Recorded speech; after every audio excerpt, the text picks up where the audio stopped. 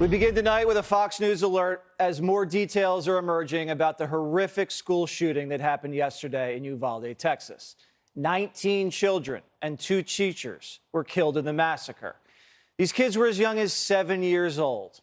Our heart breaks for these families and the entire community.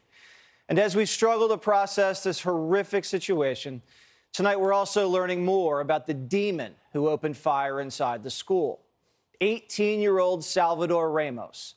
According to reports, just before he went on the killing spree, he had gotten into an argument with his grandmother. Ramos reportedly shot her in the face, got in his car, wrecked near Robb Elementary School, which, where you can see here, grabbed his rifle and headed to the school. And he choreographed his despicable intentions online.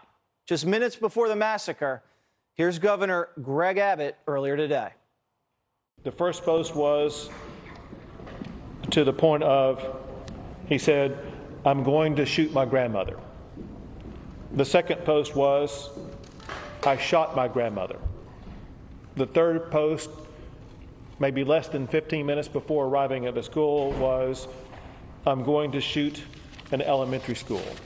And we just learned today that an on-campus officer did exchange gunfire with Ramos before he went into the school.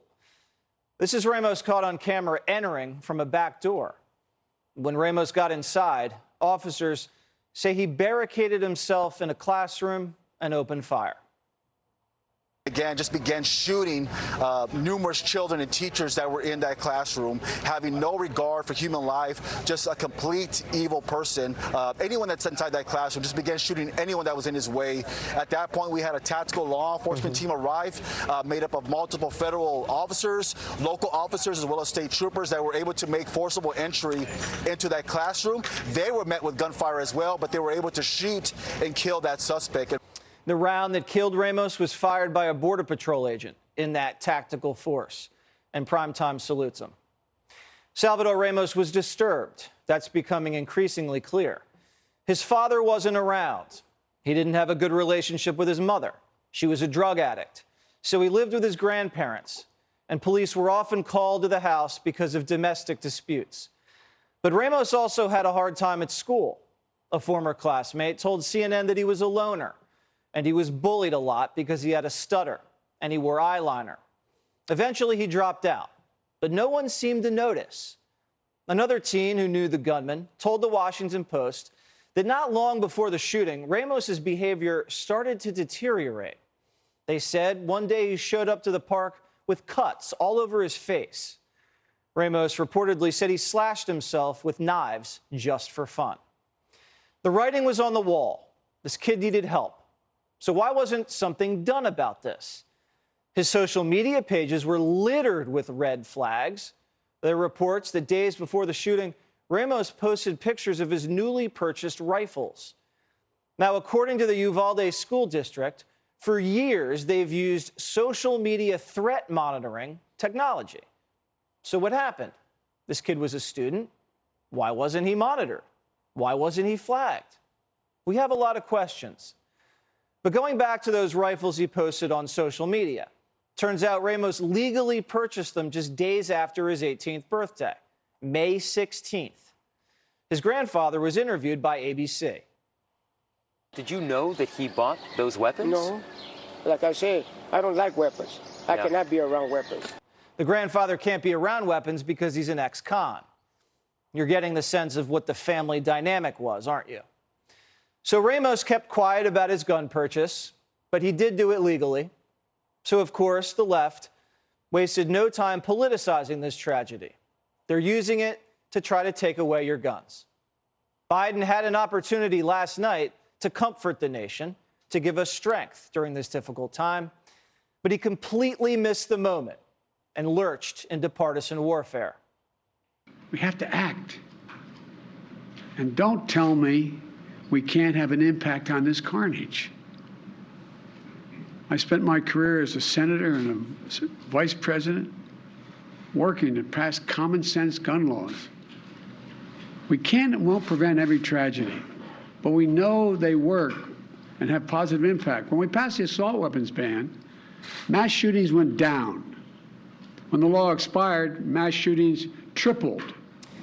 Biden's not telling you the truth, obviously. According to a 2016 study, quote, assault weapons were involved in 4 of the 18 public mass murders before the assault weapons ban, 4 of the 16 public massacres during the assault weapons ban, and 9 of the 38 incidents since the assault weapons ban.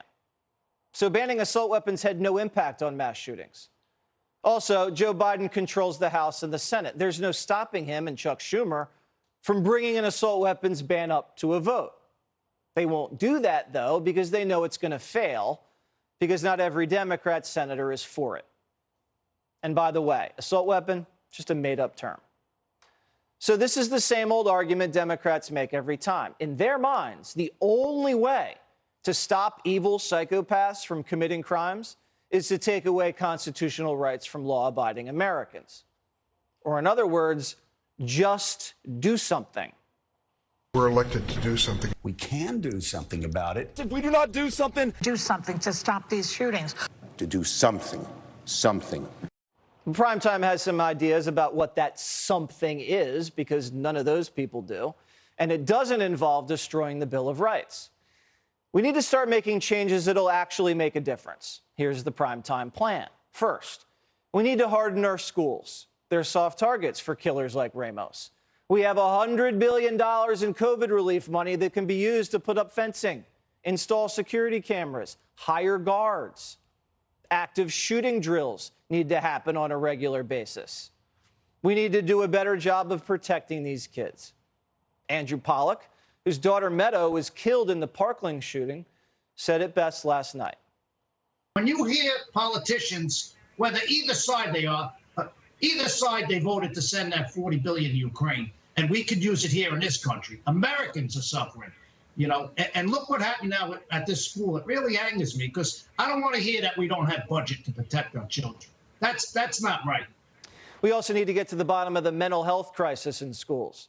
There needs to be counselors in every school paying attention to students, flagging odd behavior, noting who's having a hard time at home, and get the kids the help they need.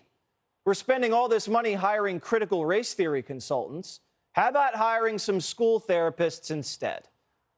They can ID a school shooter and maybe get them the help they need. But if we're really going to make a bit of difference on the inside of schools, we need to pay closer attention to what's happening on the outside of school. I'm talking about social media. How many times have we heard that these crazy shooters left online footprints?